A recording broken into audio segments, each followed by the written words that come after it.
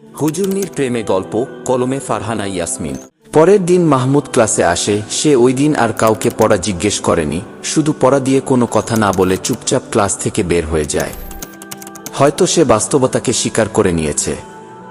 তাফরিহা ক্লাসের পর নিজের পড়াগুলো দেখছিল। ইতিমধ্যে তার গার্ডিয়ান তাকে ফোন করেছে। ফোনটা করেছিল তার মামি। তাফরিহা ফোনটা ধরে নম্রভাবে সালাম দেয়। তার মামি ওপাশ থেকে সালামের উত্তর নিয়ে বলেন, তোমাকে একটা খবর জানানোর জন্য ফোন দিলাম। তোমার জন্য একটি ছেলে দেখা হয়েছে। ছেলেটার নিজের একটা বড় মুদির দোকান, যদিও মাওলানা না, তাও ছেলে বেশ ধার্মিক। আমাদের সবার ছেলেকে বেশ পছন্দ হয়েছে। তাফরিহা কথাটা শুনে বলল, মামি, আমার পড়ালেখা শেষ হবার আরও 3টি বছর বাকি আছে, তারপর না হয় এসব ভাবা যাবে। তার মামি ওপাশ থেকে বুঝিয়ে বলল, দেখো তাফরিহা, তুমি তো জানো তোমার বাবার অবস্থা, তিনি পারছেন না, এখনই পড়ালেখা বন্ধ করিয়ে দেন। আর আমাদের অবস্থা ও তুমি জানো, এদিকে তোমার বাবাকেও আরেকটা বিয়ে করানো হয়েছে। সেই মা তোমাকে কিভাবে দেখবেন তা তো কেউ জানে না বলো। তাছাড়া শরীয়ত সম্মতভাবে তো তোমার বিয়ের বয়স হয়েছে, বিয়ে এখন করলে ক্ষতি কি? তাফরিহা বলল, ছেলেটা মাওলানা হলেও নিজেকে বুঝিয়ে নিতাম, কিন্তু মাওলানা ছাড়া কিছুতেই আমি বিয়ে করতে পারবো না। তার মামি এবার ধমক দিয়ে বললেন, তোমাকে তোমার মতামত জিজ্ঞেস করার জন্য ফোন করা হয়নি, তোমাকে বিষয়টি জানানোর জন্য ফোন করা হয়েছে। এটা বলে তার মামি ফোনটা রেখে দেয়। তাফরিহা দু নয়ন এখন অশ্রুভেজা। সে তার চোখের পানিটা মুছে তার সিটে এসে বসল। ফারিহা ওর দিকে তাকিয়ে বলল, কি হয়েছে, বাসায় কোনো সমস্যা? তাফরিহা তাকে সবকিছু খুলে বলল।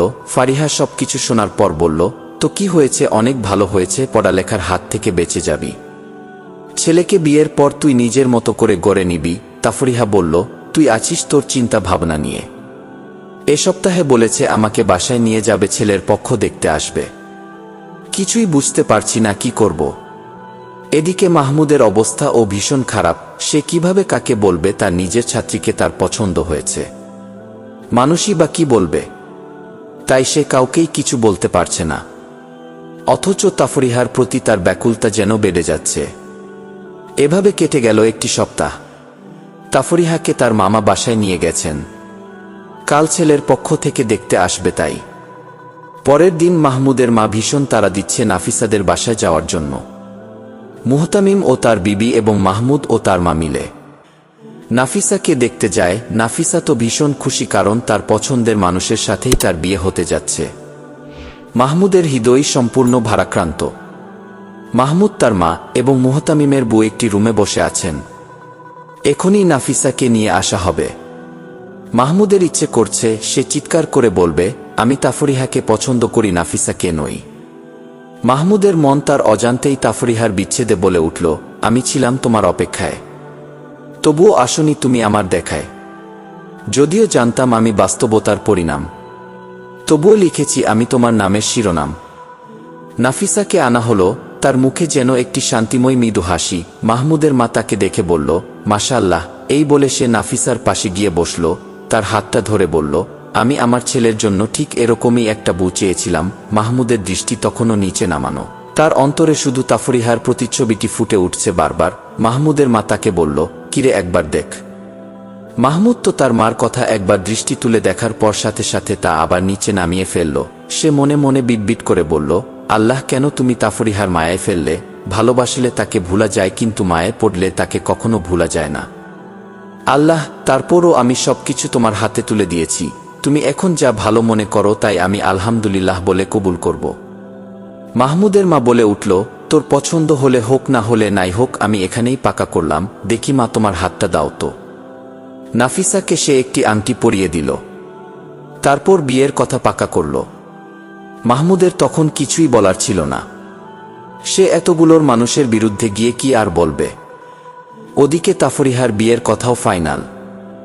মাহমুদের আর তাফরিহার বিয়ের ডেট একদিন আগে পরে ঠিক হলো। পরের দিন মাহমুদ ক্লাসে আসলে ছাত্রীরা তাকে বলল, হুজুর, আমাদের কিন্তু ট্রিট চাই। ইতিমধ্যে মাহমুদ আর নাফিসার বিয়ের খবরটা সবাই জেনে গেছে। কিছু মেয়ের খারাপ লাগলেও এটা তাদের বাস্তবতা হিসেবে মেনে নিতে হলো। আর নুসরাতের বুকে তো তখন আগুন জ্বলছে।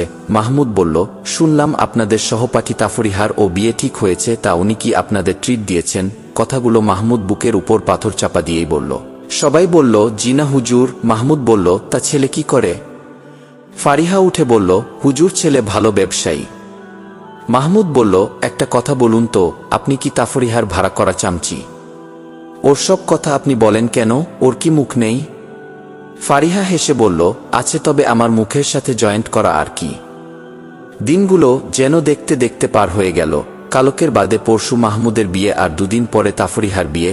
তাফরিহাকে কালকে নিতে আসবে। রাত তখন 10:30। তাফরিহা বারান্দায় দাঁড়িয়ে কাঁদছে। ফারিহা বুঝালেও কাজ হয়নি। তাফরিহা তার আনমনে বলছে, আমাকে মাফ করে দিবেন আমার রব, আমি এটা করতে চাইনি, কিন্তু আমার করতে হচ্ছে। শেষ এটা বলছে আর ব্যাগ গুছিয়ে নিচ্ছে, কারণ সে মাদ্রাসা থেকে পালাবে। রাত তখন 11টা। সে ছাদে উঠে অন্য বিল্ডিং এর মাধ্যমে নিচে নেমেছে। সে মাদ্রাসার গেট দিয়ে বের হয়ে যায়।